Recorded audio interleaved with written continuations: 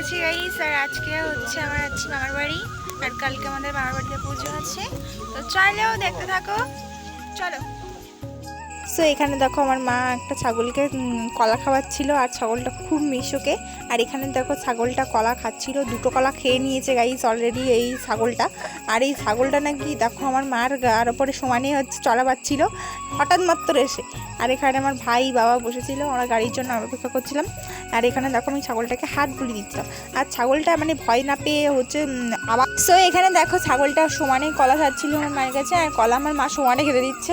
মানে ব্যাগে কলা ছিল, আমার মা কী করবে, কলা খেতে দিচ্ছে। আর ছাগলটা জানো অলরেডি আমার মার কোলে উঠে গেছিলো, মানে কি আর বলবো, ছাগলটা খুব সুন্দর। আর কাদের ছাগল জানি না, যাই হোক এখানে আমার মা কলা খেতে দিচ্ছিলো ছাগলকে।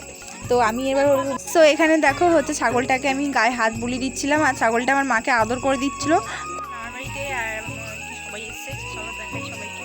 আমার মামি রান্না করছে গাইস, আর এখানে মমতাদি বসে আছে ভিডিও দেখছি। আর এখানে আমার মা মাসি শুয়ে আছে, আর ওখানে সবাই কথা বলছে।